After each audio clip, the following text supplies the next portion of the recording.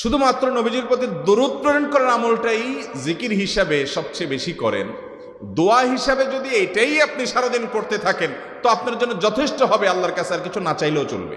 দুরুদ মানে হলো নবীজির জন্য দোয়া করা।